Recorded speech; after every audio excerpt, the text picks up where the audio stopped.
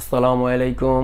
Tongi pilot school and girls college কর্তৃক আয়োজিত online ক্লাসে একাদশ দ্বাদশ শ্রেণীর বিজ্ঞান শাখার সকল শিক্ষার্থীদের জানাই স্বাগতম। প্রিয় শিক্ষার্থীবৃন্দ, তোমরা সবাই জানো গত ৮ মার্চ বাংলাদেশে প্রথম করোনা ভাইরাস আক্রান্ত রোগী শনাক্ত হয় এবং দেশের সার্বিক অবস্থা বিবেচনা করে মাননীয় প্রধানমন্ত্রী দেশনেত্রী শেখ হাসিনা ১৬ই মার্চের পর থেকে দেশের সকল শিক্ষা প্রতিষ্ঠানকে বন্ধ ঘোষণা করেন। পরবর্তীতে শিক্ষার্থীদের শিক্ষার সুযোগ করে দেওয়ার জন্য মাননীয় প্রধানমন্ত্রীর নির্দেশে সকল শিক্ষা প্রতিষ্ঠান অনলাইন ক্লাসের আয়োজন শুরু করে। এই লক্ষ্যে Tongi pilot school and girls কলেজের মাননীয় অধ্যক্ষ স্যার মোহাম্মদ আলাউদ্দিন মিয়া স্যার তোমাদের শিক্ষার ব্যবস্থার উন্নতির জন্য Tongi pilot school and girls কর্তৃক অনলাইন ক্লাসের আয়োজন শুরু করেন। এর জন্য আমাদের সবার তরফ থেকে মাননীয় অধ্যক্ষ স্যারকে ধন্যবাদ জ্ঞাপন করছি। তোমরা লক্ষ্য করে দেখবে যে আমাদের শিক্ষা প্রতিষ্ঠান ক্লাস নার্সারি থেকে দ্বাদশ শ্রেণী পর্যন্ত সকল শ্রেণীর অনলাইন ক্লাসের ব্যবস্থা করেছে এবং বেশিরভাগ শিক্ষার্থীরা তোমরা অনলাইন ক্লাসে যুক্ত আছো। এর জন্য তোমরাও সবাই প্রতিষ্ঠানকে, মাননীয় অধ্যক্ষ স্যারকে এবং শিক্ষকদের প্রতি কৃতজ্ঞ থাকবে আশা করি। চলো আমরা ক্লাসে চলে যাই। আজ তোমাদের সাথে ক্লাসে উপস্থিত আছি আমি মোহাম্মদ আমিরুল করিম কাজল, প্রভাষক, রসায়ন বিভাগ, Tongi pilot school and girls college. আজ আমরা আলোচনা করব রসায়ন দ্বিতীয় পত্র এর প্রথম অধ্যায়। প্রথম অধ্যায়ের নাম হচ্ছে পরিবেশ রসায়ন, রসায়ন এবং এনভায়রনমেন্টাল কেমিস্ট্রি। এর কোন অংশটি আলোচনা করব? আজ আমরা এই ক্লাস শেষে শিক্ষার্থীরা যা শিখতে পারবো তা হচ্ছে অম্লক্ষারক সংক্রান্ত আরহেনিয়াসের তথ্য জানতে পারবো, আমরা আরহেনিয়াসের মতবাদের সীমাবদ্ধতা জানতে পারবো, আমরা ব্রোনেস্টেড-লাউরি বা প্রোটিনীয় মতবাদে অ্যাসিড ক্ষার ব্যাখ্যা করতে পারবো, আমরা ব্রোনেস্টেড-লাউরি বা প্রোটিনীয় মতবাদের সীমাবদ্ধতা জানতে পারবো এবং প্রোটন দান ও গ্রহণের উপর ভিত্তি করে অ্যাসিড ক্ষারকের শ্রেণীবিন্যাস করতে পারবো। চলো আমরা প্রথম আলোচনায় চলে যাই। আজকে আমাদের প্রথম টপিকস হচ্ছে অম্লক্ষারক সংক্রান্ত আরহেনিয়াসের তথ্য। আরহেনিয়াসের মতবাদে অ্যাসিড এবং ক্ষার, তোমরা আরেকটু ভালো করে জানো অম্ল আর অ্যাসিড একই কথা, তার মানে অ্যাসিড মানেই অম্ল। চলো অ্যাসিড ক্ষার সম্পর্কিত আরহেনিয়াস মতবাদের প্রথমে একটু ব্যাখ্যায় যাই। বিখ্যাত সুইডিশ বিজ্ঞানী আরহেনিয়াস 1887 সালে সর্বপ্রথম অ্যাসিড এবং ক্ষারক সম্পর্কে একটি আধুনিক মতবাদ উদ্ভাবন করেন, যা আরহেনিয়াস মতবাদ হিসেবে পরিচিত। তিনি পানিতে অম্ল ও ক্ষারের আয়নিত হওয়ার উপর ভিত্তি করে এই মতবাদটি গড়ে তোলেন এবং বিজ্ঞানী আরহেনিয়াসের মতবাদ অনুসারে অ্যাসিড এবং ক্ষারের নিম্নরূপে সংজ্ঞায়িত করা যায়। প্রথমে আমরা জেনে নেই অ্যাসিড কাকে বলে। আরহেনিয়াসের মতবাদ অনুসারে অ্যাসিড হচ্ছে হাইড্রোজেনযুক্ত সে সকল যৌগ যারা জলীয় দ্রবণে হাইড্রোজেন আয়ন প্রদান করে। তাহলে অ্যাসিড হচ্ছে হাইড্রোজেনযুক্ত সে সকল যৌগ যারা জলীয় দ্রবণে আংশিক বা সম্পূর্ণরূপে বিয়োজিত হয়ে হাইড্রোজেন আয়ন প্রদান করে। ফর এক্সাম্পল দেখো H2SO4, H2SO4-কে যদি আমরা জলীয় দ্রবণে দেই তাহলে দেখা যাচ্ছে হাইড্রোজেন আয়ন এবং সালফেট আয়ন তৈরি হচ্ছে। মূলত এখানে হাইড্রোজেন আয়ন উৎপন্ন হচ্ছে। আমরা বলেছিলাম অ্যাসিড হচ্ছে হাইড্রোজেনযুক্ত সেই সকল যৌগ যারা জলীয় দ্রবণে আংশিক বা সম্পূর্ণরূপে বিয়োজিত হয়ে কি করবে? হাইড্রোজেন আয়ন প্রদান করবে। কিছু যৌগ সম্পূর্ণরূপে বিয়োজিত হয়, কিছু যৌগ আংশিকভাবে বিয়োজিত হয়। যে সকল যৌগ সম্পূর্ণরূপে বিয়োজিত হয় তাদেরকে আমরা বলি তীব্র অ্যাসিড এবং যে সকল যৌগ আংশিকভাবে বিয়োজিত হয় তাদেরকে আমরা বলি দুর্বল অ্যাসিড। দেখো প্রথমে আমরা যে উদাহরণটা দিয়েছিলাম H2SO4, সেটাকে জলীয় দ্রবণে দেওয়ার পর এখানে হাইড্রোজেন আয়ন উৎপন্ন হয়েছে। তাই এই হাইড্রোজেন আয়ন যে উৎপন্ন হওয়ার কারণে এটা হচ্ছে অ্যাসিড এবং এর নাম আমরা জানি সালফিউরিক অ্যাসিড H2SO4। নেক্সট উদাহরণ দেখো H2CO3, এই যৌগটাকে যদি আমি জলীয় দ্রবণে দেই তাহলে উৎপন্ন হয় হাইড্রোজেন আয়ন, এটাও তাহলে অ্যাসিড এবং এর নাম হচ্ছে কার্বনিক অ্যাসিড। দেন আমরা আসতেছি HNO3, এই যৌগটাকে আমরা যখন জলীয় দ্রবণে দিব তখন কি উৎপন্ন হচ্ছে? জলীয় দ্রবণে দেওয়ার পরে এটারও হাইড্রোজেন আয়ন উৎপন্ন করছে, তার মানে এটাও একটি অ্যাসিড, এর নাম হচ্ছে নাইট্রিক অ্যাসিড।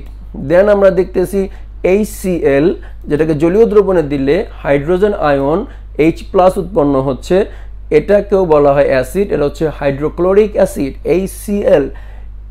এরপরে যে অ্যাসিডটা আমরা দেখব CH3COOH, CH3COOH। এখানে দেখো এটাকে যদি আমরা জলীয় দ্রবণ প্রদান করি তাহলে এখানেও হাইড্রোজেন আয়ন উৎপন্ন হচ্ছে। তার মানে আমরা এখানে 5টি অ্যাসিডের উদাহরণ দিলাম, sulphuric acid, carbonic acid, nitric acid, hydrochloric acid এবং ইথানোয়িক অ্যাসিড বা অ্যাসিটিক অ্যাসিড।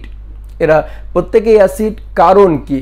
কারণ হচ্ছে এই যে sulphuric acid, carbonic acid, nitric acid, hydrochloric acid এবং ইথানোয়িক অ্যাসিড বা অ্যাসিটিক অ্যাসিড এরা পানিতে আংশিক বা সম্পূর্ণভাবে বিয়োজিত হয়ে হাইড্রোজেন আয়ন উৎপন্ন করে, কাজেই এরা কি অ্যাসিড। আমরা একটু আগে উদাহরণে দেখতে পেলাম।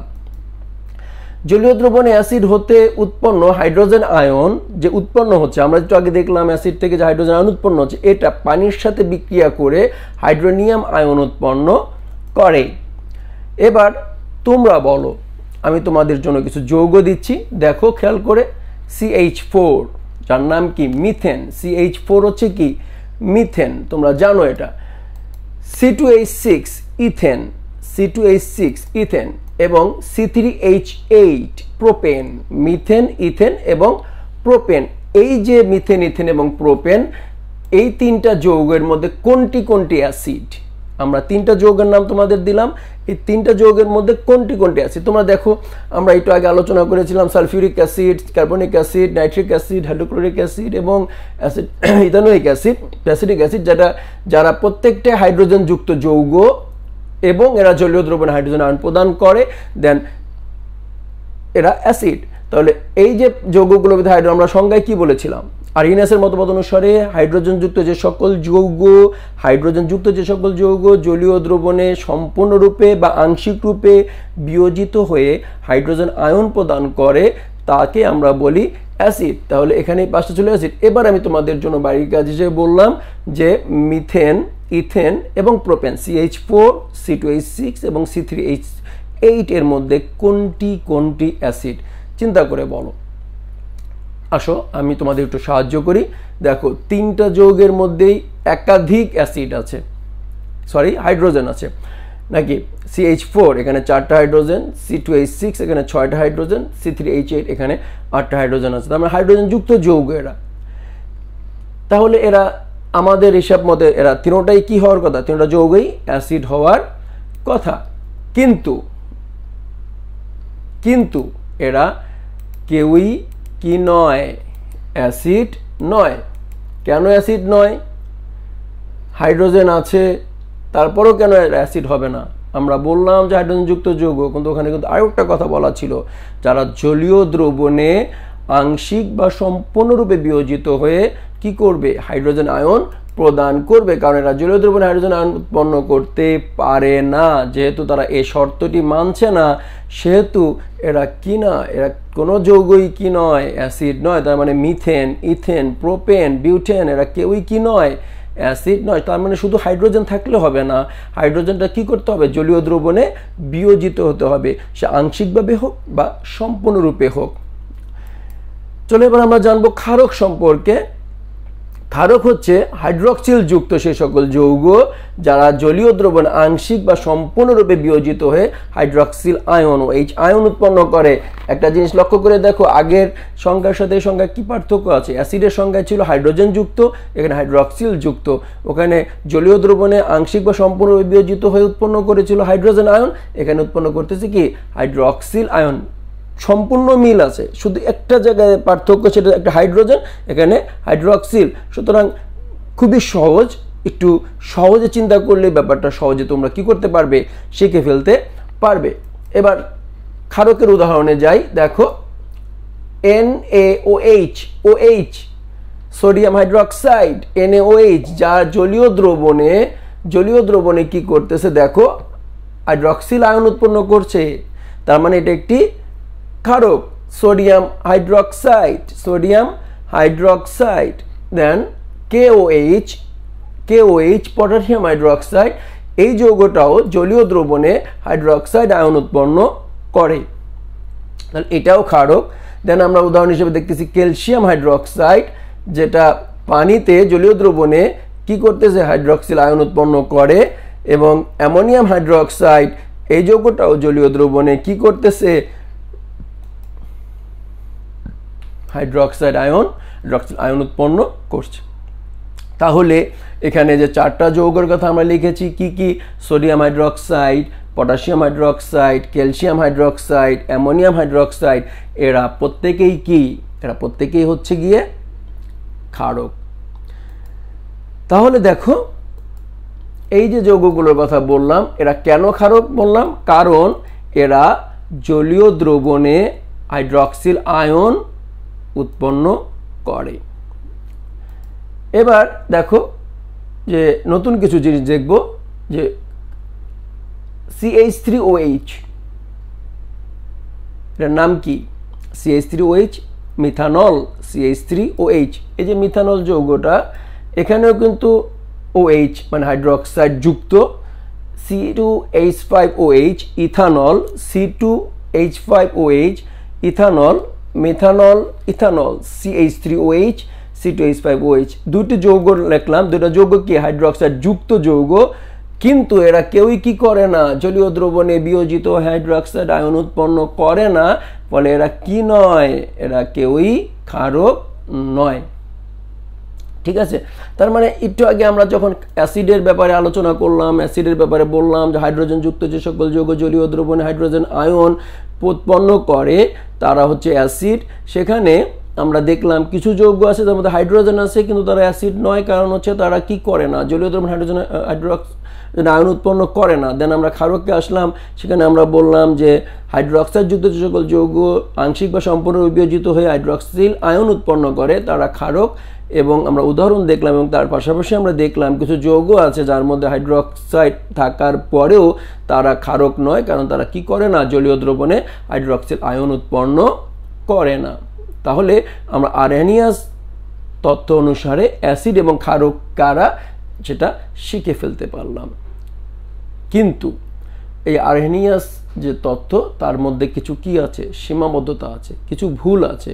যেহেতু আমরা প্রথমেই বলেছিলাম আরহেনিয়াস সর্বপ্রথম অ্যাসিড এবং ক্ষার সম্পর্কে ধারণা প্রদান করেন, যারা প্রথম কিছু উৎপন্ন করেন সেখানে কিছু সীমাবদ্ধতা থাকতে পারে, ভুল থাকতে পারে, আর আমরা কিন্তু ভুল ধরতে পারি। একটা জিনিস আবিষ্কার করা আর ভুল ধরা এক কথা নয়। যাই হোক, আরহেনিয়াসের তথ্যের সীমাবদ্ধতাগুলো নিয়ে আমরা এবার একটু আলোচনা করব যে কি কি সীমাবদ্ধতা আমরা খুঁজতে পেয়েছি। দেখো, এই মতবাদে অজলীয় দ্রাবকে অ্যাসিড এবং ক্ষারের বৈশিষ্ট্য বর্ণনা করতে পারে না। তার মানে আমরা সংজ্ঞাতে বলেছিলাম জলীয় দ্রবণে, তার মানে পানির উপস্থিতি ছিল H2O, পানির উপস্থিতি ব্যতীত মানে অজলীয় দ্রবণে এটা কোনো একটা যৌগ অ্যাসিড না ক্ষার তার ব্যাখ্যা এই তত্ত্বের মাধ্যমে আমরা পেতে পারি না। এই মতবাদ অনুসারে হাইড্রোক্লোরিক অ্যাসিড HCl যখন পানিতে দ্রবীভূত হয় তখনই অ্যাসিড রূপে গণ্য হয়, কিন্তু বেনজিনের ক্ষেত্রে কি হবে সেটা সে ব্যাখ্যা দিতে পারেনি। এবার দেখো কিছু নির্দিষ্ট লবণ যেমন aluminium chloride, sodium sulphate, zinc chloride, এই যে তিনটা যৌগের নাম আমরা লিখলাম, অ্যালুমিনিয়াম ক্লোরাইড, সোডিয়াম সালফেট এবং জিঙ্ক ক্লোরাইড ইত্যাদি জলীয় দ্রবণ অম্লীয় প্রকৃতির।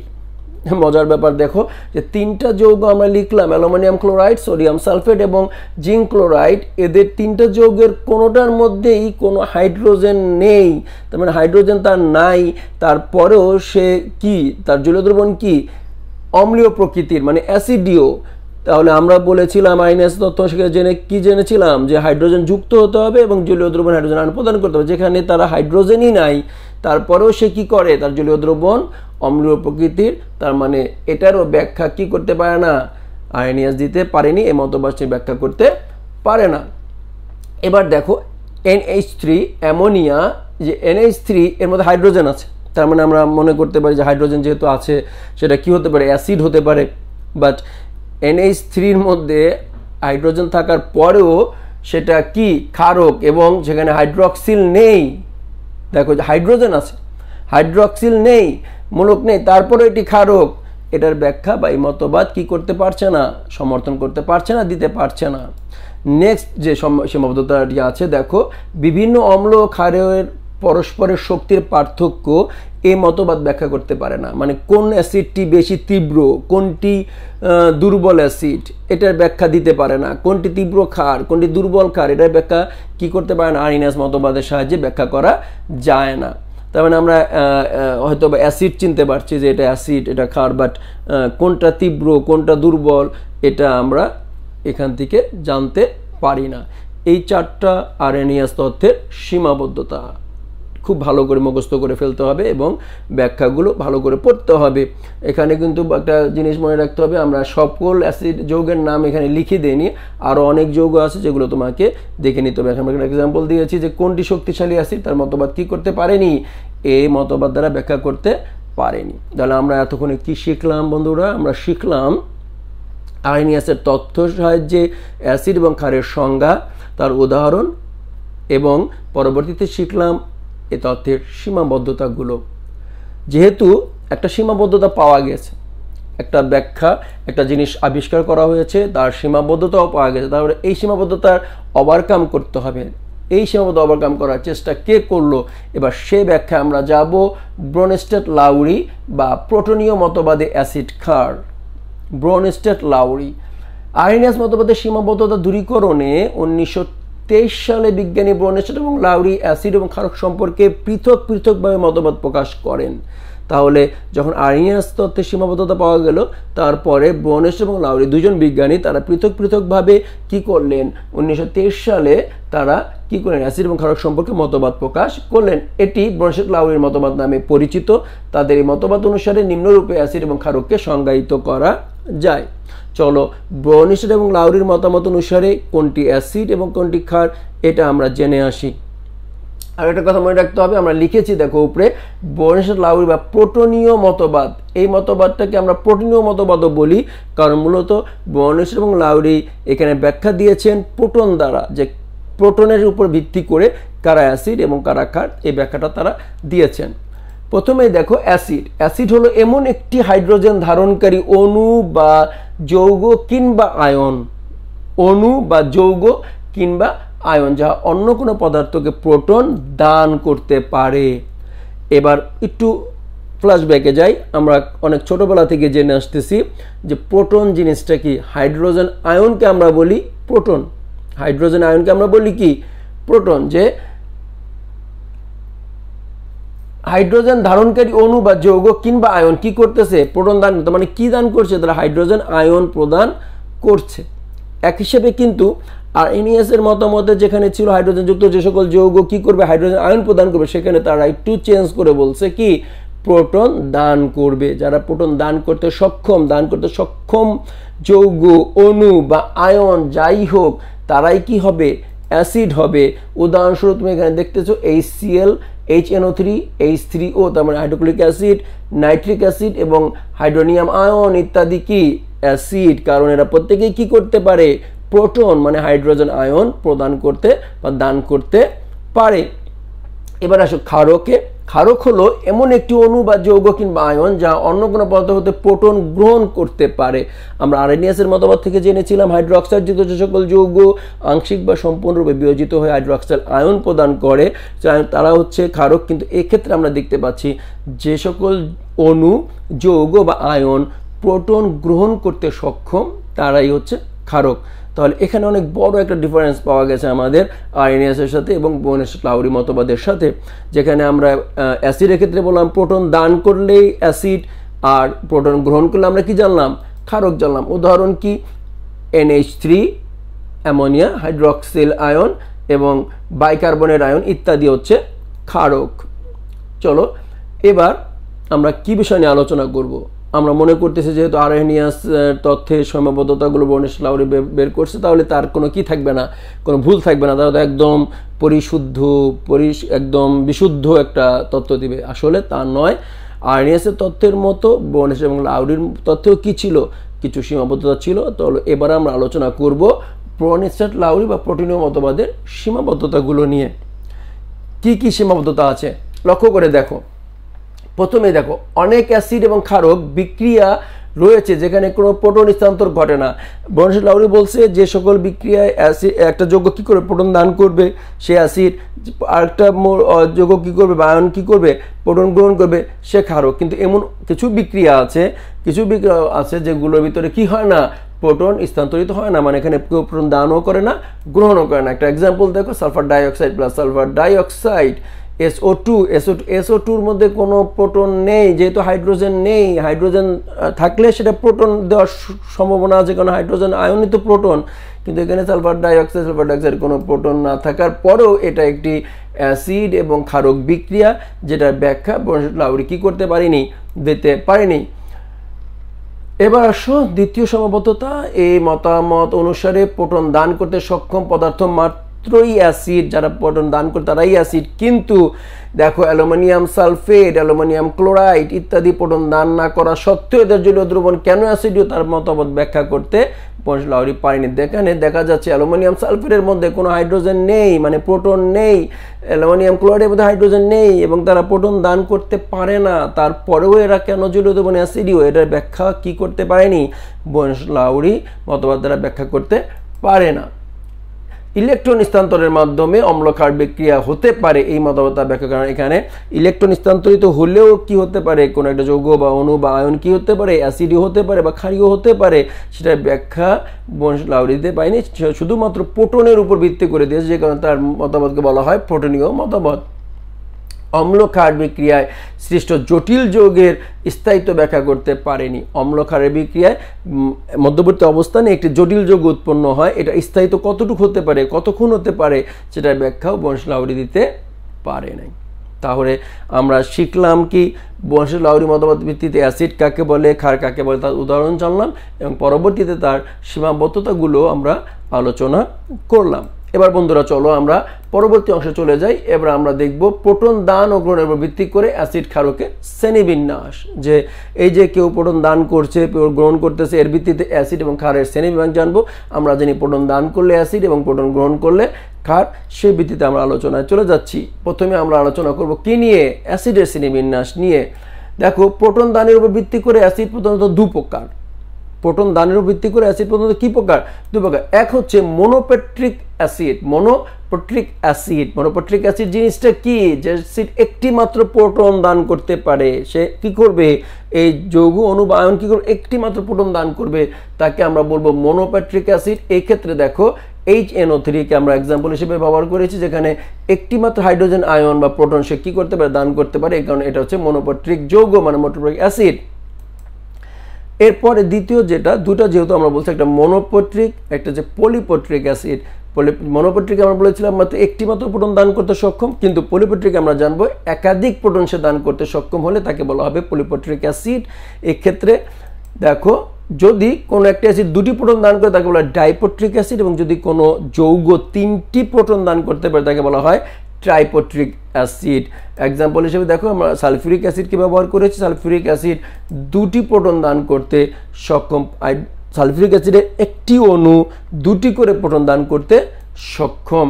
এবার আমরা যাব ক্ষারকের শ্রেণীবিন্যাসে। ঠিক একই রকম ব্যাখ্যা আসবে। প্রোটন গ্রহণের উপর ভিত্তি করে ক্ষারক আবার প্রধানত দু প্রকার, একটা হচ্ছে গিয়ে মনোপেট্রিক ক্ষারক এবং আরেকটা হচ্ছে পলিপেট্রিক ক্ষারক। মনোপেট্রিক ক্ষারকটা কি, মনোপেট্রিক অ্যাসিড যেমন একটি মাত্র প্রোটন দান করলে যে মনোপেট্রিক অ্যাসিড, ঠিক একইভাবে একটি মাত্র প্রোটন গ্রহণ করলে কি করতে হবে, একটি ক্ষারক একটি মাত্র প্রোটন কি করতে পারবে, গ্রহণ করতে পারবে। উদাহরণ হিসেবে আমরা এখানে উদাহরণ দিয়ে দিয়েছি দেখো।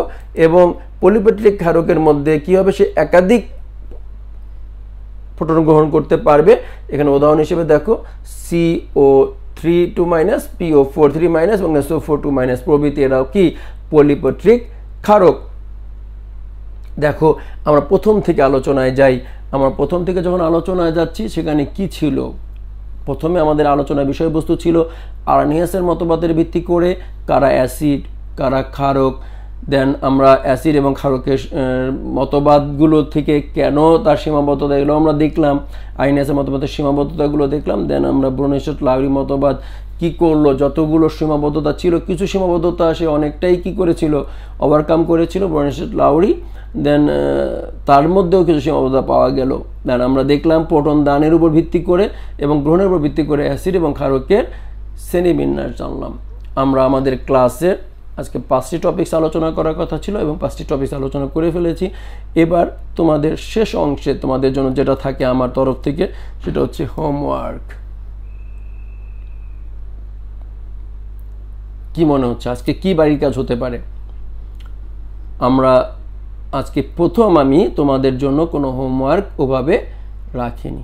তোমাদের বাড়ির কাজ বলতে আজকে কি, আজকে আমরা যে টপিকসটা নিয়ে আলোচনা করলাম এই টপিকসগুলো তোমরা ভালো করে পড়বে, মুখস্থ করবে, বোঝার চেষ্টা করবে এবং তোমাদের বইয়ের থেকে এই টপিকসগুলো আগে ভালো করে পড়বে।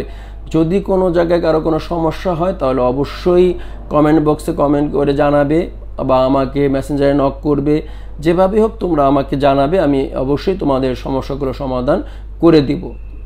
আর বই থেকে ভালো করে এই টপিকসগুলো আমরা যেদিন যে ক্লাসগুলোই নেই সেই ক্লাসগুলোই তোমরা কি করবে, চেষ্টা করবে বই থেকে পড়ার। বই থেকে পড়লে কি হবে, ওই টপিকটা সম্পূর্ণ তোমাদের জানা হয়ে যাবে, কারণ যেহেতু তোমাদের এমসিকিউ আছে, আমরা তোমাদের মূল অংশগুলো বুঝিয়ে দেই, তাহলে বাকি অংশগুলো তোমাদের কি করতে হবে, অবশ্যই বই থেকে দেখে শিখে নিতে হবে। তাহলে তোমরা কি করতে পারবে, ওই অংশটা সম্পূর্ণ শিখে ফেলতে পারবে। বইয়ে আরও অনেক ধরনের টপিকস লেখা থাকে, আর অনেক ছোট ছোট সমস্যাগুলো দেওয়া থাকে। তোমরা চেষ্টা করবে ওই সমস্যাগুলো নিজেরা সমাধান করতে পারো কি না, আমাদের লেকচার থেকে সে সমস্যার সমাধান হয়েছে কি না। যদি না হয় তাহলে আমাকে জানাবে। যদি একটা নির্দিষ্ট অংশ দরকার হলে তুমি ছবি তুলে কমেন্ট বক্সে দিয়ে দাও বা মেসেঞ্জারে দিয়ে দাও যে এই জায়গাটা স্যার আমি বুঝতে পারছি না, তাহলে আমি সমস্যার সমাধান করে দিব। আর বইটা পড়লে কি একটা বিষয় তোমাদের সামনে খুব সহজ হয়ে যাবে যে আমরা কি শিখলাম, কি পড়লাম, এটা আমরা জানতে পারবো। সর্বশেষ আবার সেই একই কথা বলে দিচ্ছি, যেহেতু করোনা মহামারীর কারণে তোমাদের সরাসরি ক্লাস হচ্ছে না, তোমাদের এখন একমাত্র অবলম্বন অনলাইন ক্লাস। এবং আমি বিশ্বাস করি এবং আমার মনে হয় সকলেই বিশ্বাস করে, বাংলাদেশের ইতিহাসে এটা একটা বিশাল বড় প্ল্যাটফর্ম সৃষ্টি হয়েছে যেখানে অনলাইন ক্লাস প্রত্যেকটা শিক্ষক নিচ্ছে, যেটা অকল্পনীয়। যে এই শিক্ষকগুলো সবাই কিন্তু কখনোই অনলাইনে ক্লাস নেননি, তারপরেও শুধু তোমাদের জন্য প্রত্যেকটা শিক্ষক কী করতেছেন, অক্লান্ত পরিশ্রম করতেছেন। এবং প্রত্যেকটা শিক্ষা প্রতিষ্ঠানে প্রতিটা শিক্ষক চেষ্টা করতেছেন তোমাদের সমস্যাগুলো সমাধান করে দেওয়ার। এটা কিসের কারণে হয়েছে, কার বদৌলতে হয়েছে, কি চিন্তা করছো, কি মনে হচ্ছে?